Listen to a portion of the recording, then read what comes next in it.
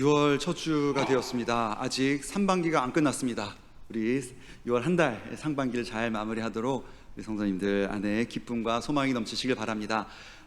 초등부 자랑을 안 할 수가 없습니다. 초등부 자랑을 잠깐 하고 말씀으로 들어가겠습니다.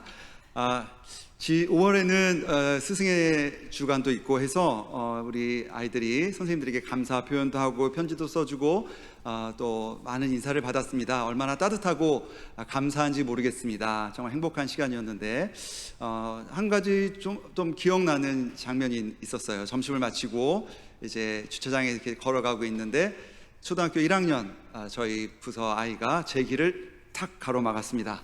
누군진 찾지 마십시오. 그래서 저를 막더니 목사님 제가 껌 드릴게요. 그래서 껌을 한 통을 주는 게 아니라 껌을 까서 그 안에 들어있는 거 하나를 줬습니다. 하나를 받아서 콜라 맛 껌 받았습니다.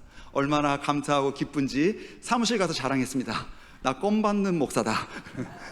얼마나 기쁘고 행복한지 모르겠습니다. 우리 아이들이 이렇게 사랑 안에서 잘 자라게 할 수 있는 환경을 주신 하나님께 감사드립니다. 그뿐 아니라 지금 아마 예배도 그럴 텐데 아주 진지한 논의들이 이어지고 있습니다. 예배 마치고 나면 이제 매주는 아니지만 아이들이 와서 저에게 질문을 합니다. 한 아이가 저에게 와서 질문했습니다. 심각한 얼굴 와서 목사님 저는 2명의 신을 섬기고 있어요. 뭐라고? 내가 너희 부모를 아는데? 깜짝 놀라서 이리 오렴 했더니 자세히 들어보니까 아이가 이렇게 말합니다. 목사님 저는 하나님과 예수님을 믿고 있어요. 오케이 좋았어. 자 그럼 우리 삼위일체에 대해서 얘기하자. 초등학생하고 삼위일체 얘기를 하다니 얼마나 기쁘고 감사한지 모르겠습니다. 제가 목회할 때는 우리 제자들교회는 아니지만 저한테 하는 질문이 늘 이렇습니다. 오늘 점심이 짜요. 뭐 이런 질문을 받거나 아니면 옆에 김지사 얼굴이 피곤해 보여. 그런 얘기만 듣다가 삼위일체에 대해서, 믿음에 대해서, 구원에 대해서 이런 수준 높은 질문을 우리 유초등부가 하고 있는 이런 곳에 사역하는 게 얼마나 기쁘고 감사한지 모르겠습니다. 아이들과 이런 만남을 보면서 저의 좀 고등학교 시절을 생각했는데 제가 가장 많이 전도하고 제 스스로 믿음이 가장 좋았다, 뜨거웠다라고 생각하는 시절을 돌아보니 신학교 다닐 때도 아니고 목사 안수 처음 받을 때도 아니고 선교사 때도 아니고 제가 고등학교 때였던 것 같습니다. 고등학교 때 처음 성령을 받고 이제 전도를 하고 그랬는데 그 당시 저희 집이 그렇게 부유하지도 않았고 제가 공부를 잘하는 아이도 아니었고 성경에 대한 지식도 없었고 물론 신학교육도 받은 적이 없는 저였지만 전도는 참 뜨겁게 했던 것 같습니다. 그렇게 전도를 하면서 교회에서 봉사하고 이제 교회에서 시간을 보내다가 종종 노방전도로 나갔는데 교회 주변에 있던 재래시장에 갔던 장면이 지금도 기억에 남습니다. 그 중에 한 중년 남성에게 전도를 했던 어떤 아저씨에게 전도를 했던 기억인데요. 이제 찌라시, 한국말로는 전도지를 들고 이제 가서 전도지를 나눠주면서 한 아저씨에게 이렇게 말했습니다. 아저씨, 예수님 믿으면 정말 행복해져요. 그리고 예수님 믿으면요 천국 가요. 예수님 믿으면요 지옥 안 가요. 아저씨 지옥에 안 가시기 위해서 꼭 예수님 믿으셔야 돼요 했더니 이 아저씨가 저에게 이렇게 얘기했습니다. 나는 이미 지옥에 살고 있다. 그 한마디가 너무나 무거웠고 충격적이었습니다. 그 아저씨의 그 표정과 그 무거운 한마디는 지금도 제 귓가에 쟁쟁합니다. 복음을 전하거나 말씀을 나눌 때 그 아저씨의 표정과 복음을 몰라서 지옥에 살고 있는 그 사람들의 마음을 기억하며 복음을 전하고 말씀을 나누기 위해서 애쓰는 것 같습니다. 오늘 바울은 복음을 전할 때 오늘 말씀 1절에 보면 이에 이고니온에서 두 사도가 함께 유대인의 회당에 들어가 말하니 유대와 헬라의 허다한 무리가 믿더라 라고 되어 있습니다. 이 얼마나 복되고 흥분되고 즐겁고 감격적인 장면인지 모르겠습니다. 지옥에 살고 있다라고 고백하는 사람이 복음을 받아들여서 새로운 삶, 옛습관을 버리고 새로운 삶을 출발하는 이 놀라운 무리가 한두 명이 아니고 허다한 무리다라고 묘사되어 있습니다. 실제로 바울은 가는 곳마다 놀라운 이적과 기적이 나타났습니다. 그리고 수많은 사람들이 예수 그리스도를 유일한 구세주로 받아들여서 그들의 삶을 주님께 드렸습니다. 바울의 놀라운 사역을 보면서 저에게는 왜 이런 허다한 무리가 주께 돌아온 일을 보는 일이 어렵고 힘든 것일까? 나는 복음을 전하는 일이 왜 이렇게 두렵고 무섭고 어려운 일일까 돌아보게 되었습니다. 오늘은 본문을 통해서 바울이 어떤 믿음을 가지고 복음을 전하고 있는지 다 함께 살펴보기 원합니다. 바울의 1차 전도 여행 중 바나바와 함께 이고니온에서 복음을 전하는 장면입니다. 바울은 복음을 전할 때 전략적으로 관문 도시를 선택해서 선교를 했습니다. 또한 자신의 강점을 이용해서 복음을 전하는 것을 우리는 확인할 수 있습니다. 로마 시민권과 사내들인 공회원인 점, 그리고 유창한 헬라어 실력과 성경 지식을 가지고 복음을 전했습니다. 오늘도 동일한 선교 전략으로 바울은 안디옥 교회와 같은 이고니온이라는 관문 도시에서 유대인 회당에서 복음을 전하고 있습니다. 그 결과 허다한 무리가 복음을 받아들이고 회심하는 일이 일어납니다. 정말 놀랍고 충만한 축복이 아닐 수 없습니다. 오늘 본문을 보니 이런 놀라운 축복 가운데서도 저항이 있었습니다. 오늘 본문에서 바울이 복음을 전할 때 세 가지 부류의 사람들의 저항이 있었습니다. 5절 말씀인데요, 이방인과 유대인과 그 관리들이 두 사도들을 모욕하며 돌로 치려고 달려드니 라고 되어 있는데, 이 세 가지 부류의 사람들, 첫 번째 부류는 순종하지 않는 유대인들인 것입니다. 이들은 자신들의 믿음을 버리지 못하는 사람들입니다. 자신들의 신념, 자신들의 각오, 자신들의 세계관을 버리지 못하는 사람들이죠. 둘째는 이방인들입니다. 새로운 삶을 받아들이지 못합니다. 새로운 세계관과 새로운 삶은 비슷한 언어이긴 하지만 좀 다른 개념입니다. 새로운 삶으로 살아가기로 결단하는 한 발을 내딛지 못하는 사람들인 것이죠. 그리고 세 번째는 관리들입니다. 구조와 시스템과 매뉴얼로 살아가는 사람들입니다. 우리 삶의 구조, 우리 삶의 시스템, 우리 삶의 매뉴얼, 이것이 과연 관리들만의 일일까요? 우리는 안정적인 삶을 추구하고 안정적인 삶을 살기 위해서 많은 노력을 하고 있습니다. 우리가 바라고 애쓰는 그 안정됨의 가치는 성경적인 것인지, 하나님의 기준인지, 하나님의 시스템인지 우리는 확인해야 될 것입니다. 그렇다면 바울은 이런 저항 속에서 어떻게 바른 믿음을 전하고 있는가, 바른 복음을 전하고 있는가라고 살펴보았을 때 3절 말씀에 이렇게 되어 있습니다. 두 사도가 오래 있어 주를 힘입어 담대히 말하니 주께서 그들의 손으로 표적과 기사를 행하게 하여 주사 자기 은혜의 말씀을 증언하시니라고 되어 있습니다. 바울과 바나바가, 두 사도가 이적과 표적과 기사를 행할 때 필요한 것이 무엇이었냐면 그들은 주를 힘입어 담대히 말하는 것이 필요했습니다. 바울과 바나바가 주를 힘입어 담대히 말할 때 표적과 기적이 나타났습니다. 이 주를 힘입어 담대히 말한다가 무엇일까요? 믿음을 말하고 있습니다. 믿음을 가지고 그들이 복음을 전할 때 표적과 기사가 나타납니다. 바울은 주를 힘입어 믿음으로 이들의 저항을 이겨냅니다. 여러분, 바울이 어떤 사람인지 우리 다시 한번 생각해 봤으면 좋겠습니다. 바울의 성정을 기억해 보면 이렇게 물러날 사람이 아닙니다. 사도행전 9장을 보십시오. 사도행전 9장에 그들이 그리스도인을, 이 열심당원과 함께 사울이 기독교인을 박해하기 위해서 어떤 모습으로 나가고 있는지 묘사되어 있습니다. 성경에는 바울의 모습을 살기 등등하여 라고 되어 있습니다. 바울은요, 지성인이었습니다. 권력자였습니다. 헤게모니를 가진 사람들이었습니다. 그가 이 사회에 반하는 세력이 나타났을 때 그는 적극적으로 폭력을 사용해서 그들을 꺾고자 했습니다. 자신이 가지고 있는 헤게모니와 안정된 이 사회를 지키기 위해서 바울은 적극적으로 그들을 대항하고 저항했던 사람입니다. 그런데 오늘 말씀을 보니까 이렇게 되어 있습니다.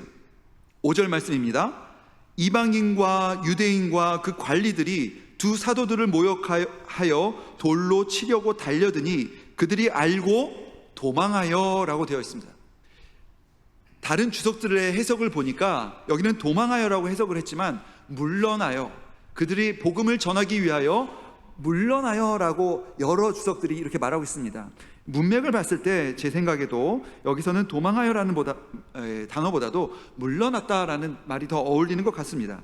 자, 여러분, 사도행전 9장에서 살기등등하여 자신의 힘으로 자신과 반하는 사람들, 자신의 논리와 반하는 사람들을 폭력을 사용하여 물리치던 바울이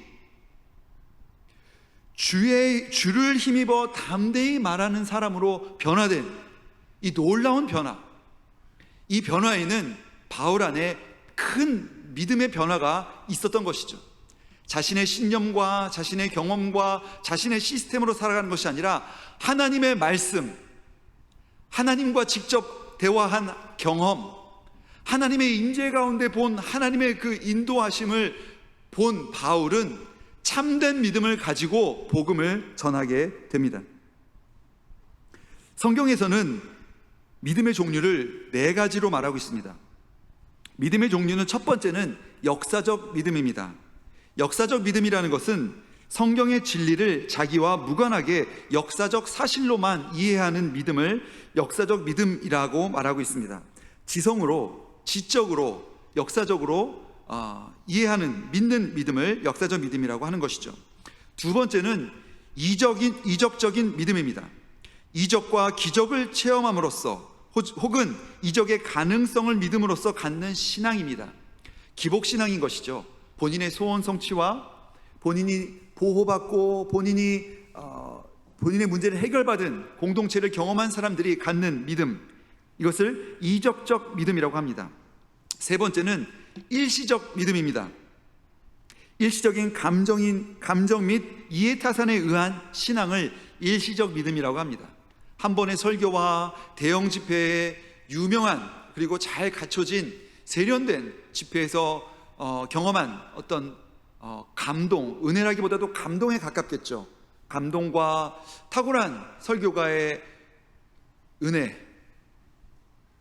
통해서 은혜 받았다라고 본인이 믿고 이해하는 것, 이것을 일시적 믿음이라고 할 것입니다. 마태복음 13장 20절에서 21절은 이런 사람들의 모습을 이렇게 묘사하고 있습니다.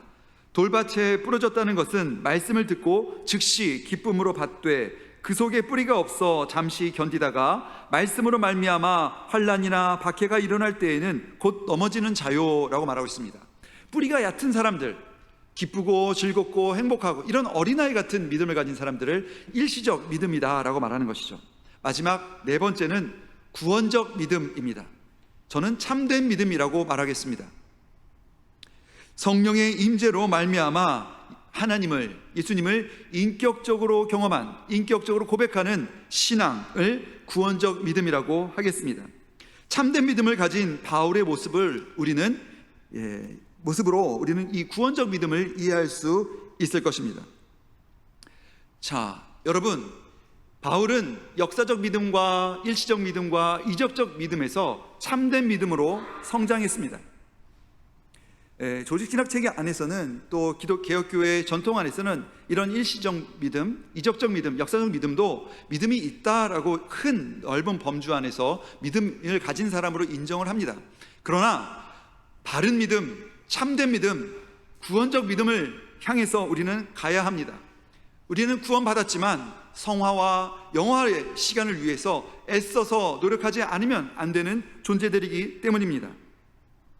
그러면 바울은 어떤 절차를, 어떤 과정을 통해서 이런 참된 믿음을 갖게 되었는지 3가지 시점을 통해서 알아보려고 합니다. 참된 믿음을 가진 바울의 모습은 첫 번째, 역사적 믿음에서 분명한 정체성을 갖게 되었습니다. 바울은 하나님께서 인치신 존재라는 것을 분명하게 알게 되었죠. 바울은 로마 시민이고요, 최고의 학력을 가진 사람이고요, 그리고 사내들인 공회위원이었습니다. 바울의 신분은 매우 높은 지위의 사람이었습니다. 그의 신분에 반하는 세력들을 봤을 때, 이고니온에서 반대하는 세력들이 나타났을 때 저라면 바울처럼 물러나지 않고 이렇게 했을 것입니다. 2절 말씀인데요, 그러나 순종하지 아니하는 유대인들이 이방인들의 마음을 선동하여 형제들에게 악감을 품게 하거늘, 이 장면을, 이 이야기를 바울도 들었을 것입니다. 저라면 바울처럼 물러서지 않고 그렇게 선동하는 사람들의 논리를 박살낼 만한 논리를 세워서 그보다 더 큰 세력을 규합해서 그들을 전복하고 그들을 압도할 만한 세력을 어떻게 만들면 될까 고민할 것입니다. 참된 믿음을 가진 바울은 그런 자기가 가진 힘을 사용하지 않고 6절 말씀처럼 한 발 물러나는 태도를 취합니다. 바울은 사람들의 평판과 사람들의 평판과 자신의 경험과 자신의 헤게모니로 이 문제를 해결하는 것이 아니라 주님 주를 힘입어 담대히 말하는 것으로 이 문제를, 이 소동을 해결하고 있습니다. 이렇게 해결할 수 있는 이유는 바울 안에 바른 정체성이 있기 때문입니다. 저는 목회하면서 즐거운 일이 훨씬 많았지만 아주 가끔 어려운 일을 겪기도 했습니다. 특히 일본에 있을 때 겪었는데 일부 예배 때랑 예화가 다르니 이해해 주십시오. 일본에 있을 때 이 말씀을 깊이 깨달았는데, 제가 정체성에 혼란이 올 때마다 이 베드로전서 2장 9절 말씀으로 일어서는데요. 이제 목회를 하다 보면 이제 여러 가지 어려움들이 옵니다. 많은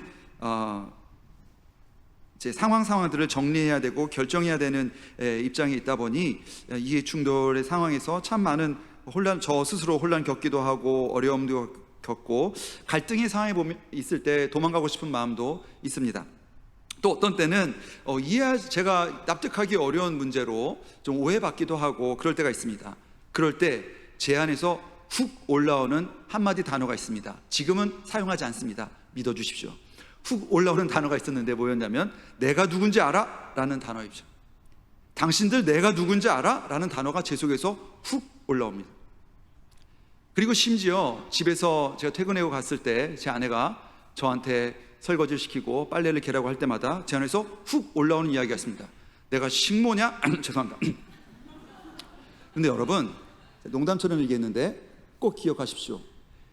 우리가 이 단어를 사용하도록 사단은 계속 우리를 공격합니다. 우리는 그 누구도 우리 정체성을 흔들 수 없습니다. 그런데 우리 스스로 우리 정체성을 고백합니다. 내가 식모인 줄 아냐? 내가 누군 줄 아냐? 이 얘기를 누가 기뻐할까요? 사단은 계속해서 이 얘기를 하기를 원합니다. 그러나 베드로전서 2장 9절 말씀에 보면 이렇게 말하고 있습니다.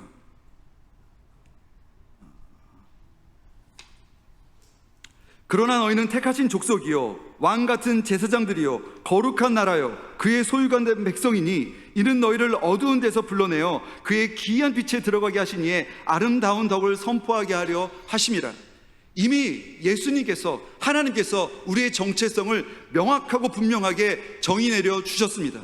우리는 택하신 족속, 왕같은 제사장, 거룩한 나라입니다. 그 누구도 우리의 존재를 물을 수 없고 그 누구도 우리를 그런 소모적인 일을 하는 사람으로 부를 수 없습니다. 예수님이 우리를 그런 사람으로 불렀기에 우리는 이 말씀을 믿고 그렇게 살아가면 됩니다. 그런데 이 말씀을 믿고 살아갈 때에 우리는 세상 속에서 살아갈 때 많은 오해와 어려움을 겪습니다. 그래서 많이 흔들리는 것 같습니다. 이 정체성에 대해서 많이 혼란을 겪고 어려워하는 대학생들에게 한 대학 교수님이 이런 예시를 들었습니다. 당신들은 존귀한 존재고 당신들에게는 하나님이 특별한 인치심이 있다라고 아무리 말해도 이해하지 못하는 학생들에게 이렇게 설명을 했습니다. 여기 지폐가 있습니다. 이 지폐가 이렇게 구겨져서 엉망진창이 돼서 버려진다고 해도 이 지폐의 가치가 없어지겠습니까? 저는 예배를 마치면 이 지폐를 챙겨서 집에 갈 것입니다. 우리는 하나님께서 주신 가치, 하나님께서 주신 정체성이 있습니다. 그런데 우리는 마치 지폐가 구부러진 그 주름에 너무 신경을 쓰고 살지는 않는지 생각해 봐야 됩니다. 주름이 졌으면 펴면 됩니다. 구겨졌으면 펴면 돼요. 그것이 구겨진다고 이 지폐의 가치가 1원도 손상되지 않습니다. 우리 삶에 주름이 있고 우리 삶에 부침이 있고 우리 삶에 구겨짐이 있으면 우린 주님 앞에 나와 기도할 수 있습니다. 우린 주님 앞에 나와 우리의 정체성을 확인해 달라고 주님께 아뢰할 수 있습니다. 사람들에게 인정받을 필요 없고 사람들에게 구할 필요 없습니다. 우린 하나님께 인정받으면 됩니다. 우린 주님께 인정받으면 됩니다. 우린 주님 앞에 내가 어떤 삶을 살아야 될지, 어떤 존재인지 확인해야 될 것입니다. 바울은 사내들인 회원에서, 로마 시민에서 하나님 백성으로 변화되었습니다. 바울은 헬라어를 유창하게 말하는 사람에서 방언을 말하는 사람으로, 하나님의 언어를 말하는 사람으로 변화되었습니다. 우리는 어떻습니까? 여러분은 어떤 삶의 자리에 계십니까? 두 번째, 바울은 일시적인 믿음이 아니라 깊은 회개의 믿음으로 나아갔습니다. 제가 정말 좋아하는 책 중에 하나가 이 데미안이라는 책인데요. 되게 미안한 책입니다. 죄송합니다. 제가 이 책을 만난 사연이 있는데, 어느 날 서점에 가서 이렇게 앉아 있는데 제가 이제 고등학교 때 논술 준비한다고 논술 추천 서적들을 보게 되었어요. 그런데 아주 재밌는 걸 발견했습니다. 논술 추천하는 이게 그 명저들을 모아놓은 전집이 있지 않습니까? 거기에 이제 이름이 있는데, 첫 번째 줄에는 서울대생이 추천하는 고등학생이 꼭 읽어야 할 명저 100선, 두 번째 줄에는 서울대학교가 추천하는 고등학생이 꼭 읽어야 할 명저 100선, 세 번째 칸에는 서울대학교 교수가 추천하는 그래서 공통부모를 찾았습니다. 공통부모 데미안. 그래서 고3 때, 철없게 고3 때 논술 준비한다고 소설을 읽었는데, 그 당시 이 책을 읽으면서 바로 깨달았습니다. 나는 서울대를 못 가는 사람이구나. 당시는 이 책이 너무 어려워서 이해할 수가 없었어요. 시간이 지나서 20대가 중반이 되고 30대가 됐을 때 몇 번을 읽었는지 모릅니다. 몇 번을 읽었는지 모르는데, 이 안에 나온 참 인상적인, 제가 좋아하는 장면이 있어요. 거기 장면이 어디냐면, 여기는 이제 초반에 중요한 세 사람이 나옵니다. 주인공인 싱클레어, 그리고 싱클레어는 아주 유복한 집안의 독실한 기독교 집안에서 아주 안정적으로, 그리고 아주 친절한 부모님 밑에서 잘 양육받은 그런 건강한 아이였습니다. 그런데 이 아이가 학교에 가서 한 동네의 불량 소년을 만납니다. 크라머라는 아이인데, 이 아이에게 아이들끼리 얘기를 하다가 그만 허풍을 떨다가 도둑질을 했다고 허풍을 떨게 됩니다. 그런데 그게 꼬투리가 되어서 이 크라머라는 불량 학생이 싱클레어에게 집에 가서 도둑질을 하라고 시킵니다. 그렇게 처음 도둑질을 할 때, 도둑질을 하고 난 싱클레어의 고백입니다. 그 앞에서는 어머니도 나를 보호할 수 없는 손들이 나에게로 뻗쳐오고 있었다. 이제 내 범행이 절도였든 거짓말이었든 그것은 마찬가지였다. 나의 죄악은 이것이냐 저것이냐가 아니었다. 나의 죄악은 내가 악마에게 손을 내밀었다는 사실 자체였다. 왜 나는 함께 갔던가? 왜 나는 일찍이 아버지 말에 귀 기울인 것보다 더 크로모의 말에 귀를 기울였던가? 왜 나는 저 도둑질 이야기를 지어내고 영웅적 행위라도 되는 양 범행을 뽐냈을까? 이제 악마가 내 손을 잡았다. 이제 적이 나를 뒤쫓고 있었다. 처음 도둑질을 경험한 싱클레어는 이 죄의 존재, 경험, 악마의 존재를 깨닫게 됩니다. 그리고 심한 두려움에 압도당해서 구토를 하고 오한을 경험하고 시름시름 병에 걸리는 이런 죄의 압도당, 이 죄의 무거움을 경험하게 됩니다. 그러면서 싱클레어가 경험한 것은 무엇이냐면, 아버지가 나의 죄를 모른다는 충격적인 사실을 깨닫게 됩니다. 그 후로 싱클레어는 지속적으로 죄를 짓기 시작합니다. 이 죄의 엄중함, 죄의 무거움을 점점 잊어가는 우리의 죄를 하나님은 모르실 수 있다라는 가능성을 가지고 살아가는 우리는 아주 잘못된 신념과 믿음이 있습니다. 하나님은 전지전능하십니다. 우리의 모든 죄를 아십니다. 우리의 모든 소원을 아십니다. 우리의 모든 것을 아시는 분이 하나님. 우리의 죄를 모르신다면 그 존재는 하나님이 아닙니다. 우리의 소원을 모르는 존재라면 그 존재는 하나님이 아닙니다. 그런데 우리는 하나님은 내 마음을 모르실 거야, 하나님 나의 죄를 모르실 거야라는 깊은 신념이 있습니다. 우리는 전지전능하다라는 개념이 없는 존재이기 때문에, 우리는 유한한 존재이기 때문에 하나님의 그 전능함, 하나님의 전지함을 이해할 수가 없습니다. 그래서 우리는 늘 죄 가운데 노출될 수밖에 없는 존재입니다. 우리는 깊은 회개로 나아갈 때 믿어야 할 믿음이 있습니다. 하나님은 전지전능하신 분입니다. 하나님은 우리의 모든 죄를 아신다는 것을 믿어야 됩니다. 기억해야 됩니다. 그 믿음으로 주님 앞에 나아가서 회개해야 되는 것입니다. 하나님은 전지전능하신 분입니다. 우리는 하나님의 전지전능함을 믿지 않고 하나님은 모르실 거라는 깊은 믿음이 있습니다. 창세기 35장 11절 말씀에 하나님이 그에게 이르시되 나는 전능한 하나님이라 생육하며 번성하라 한 백성과 백성들의 총회가 내게서 나오고 왕들이 내 허리에서 나오리라. 하나님께서 본인의 정체성을 정의 내리십니다. 나는 전능한 하나님이라. 하나님이 정의 내리신 이 정체성을 우리는 믿고 우리의 죄를 고백하는 것이 깊은 회개입니다. 죄는 큰 죄, 작은 죄가 없습니다. 죄는 심각한 죄, 가벼운 죄가 없습니다. 우리는 하나님께 모든 죄를 내어 드려 고백해야 합니다. 그 고백의 결과가 갈라디아서 2장 20절입니다. 내가 그리스도와 함께 십자가에 못 박혔나니 그런즉 이제는 내가 사는 것이 아니요 오직 내 안에 그리스도께서 사시는 것이라. 이제 내가 육체 가운데 사는 것은 나를 사랑하사 나를 위하여 자기 자신을 버리신 하나님의 아들을 믿는 믿음 안에서 사는 것이라. 바울은 믿음을 가지고 주님 앞에 깊은 회개로 나아갔습니다. 마지막 세 번째, 이적적 믿음이 아니라 전하는 믿음입니다. 믿음을 실천하는 인생이 되었습니다. 복음을 전하는 인생을 살아가는 것입니다. 여러분, 이 이신칭의 개념과 이 믿음을 실천하는 개념으로 교파가 나뉠 정도로 아주 중요한 이 교리적 차이가 있습니다.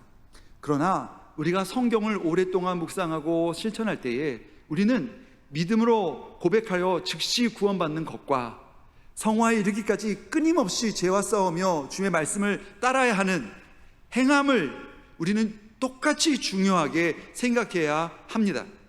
믿음이 중하고 행함이 가볍다, 행함이 중하고 믿음이 가볍다 말할 수 없는 것입니다.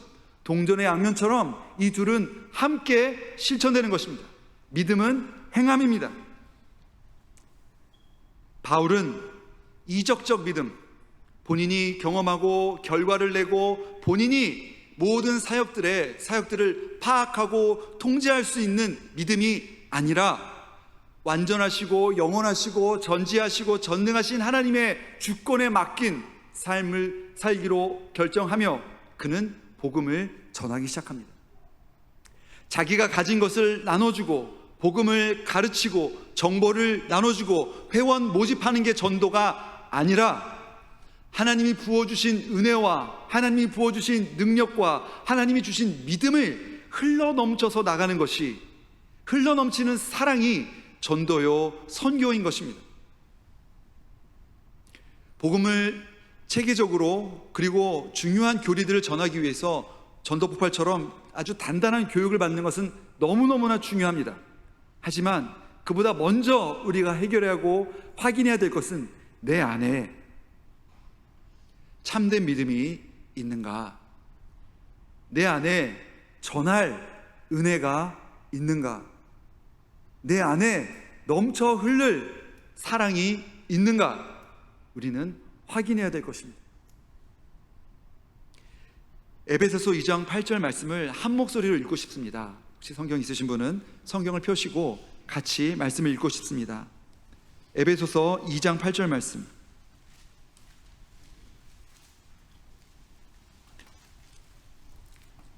제가 가진 성경으로는 신약성경 310페이지, 311페이지에 있습니다.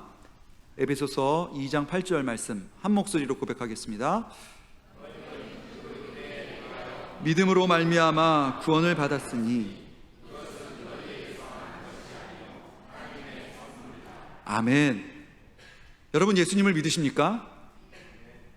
여러분 예수님을 믿으십니까?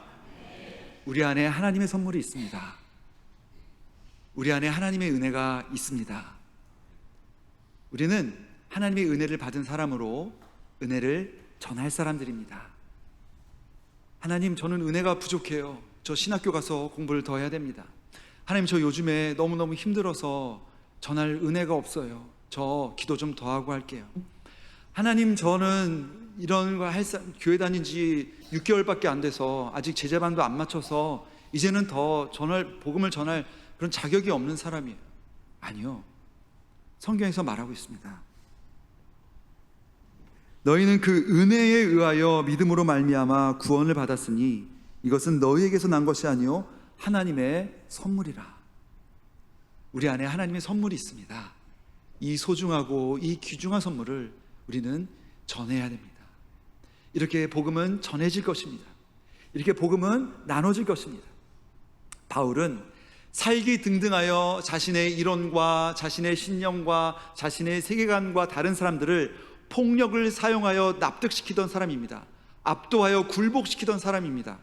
그런 사울이 일시적인 믿음이 아니라 깊은 회개 가운데 나아갈 때에, 그가 이적적 믿음이 아니라 분명한 정체성을 가지고 하나님 앞에 나아갈 때에, 그가 결과를 내고 프로젝트를 운영하는 그런 프로젝트 매니저로서 일하는 것이 아니라 그가 하나님의 선물을 가진 사람으로 살기로 결단할 때에 바울은 한 발 물러나는 삶을 살게 됐습니다. 그렇게 한 발 물러날 때에 복음은 편만하게 전파되었습니다. 바울이 참된 믿음을 가지고 한 발 물러설 때에 복음은 전해졌습니다. 여러분, 우리 마음을 주님께 드리고 주님께 구했으면 좋겠습니다. 주님, 저에게 참된 믿음을 허락하여 주시옵소서. 역사적인 믿음, 일시적인 믿음, 이적적인 믿음이 아니라 참된 믿음을 가지고 주님을 따르게 하여 주시옵소서. 바울을 변화시키신 주님, 저를 새롭게 하여 주시옵소서. 내 안에 선물을 주신 주님, 선물을 전하며 복음을 전하는 인생 되게 하여 주시옵소서. 기도하는 저와 여러분 되시길 주의 이름으로 축원합니다. 기도하겠습니다.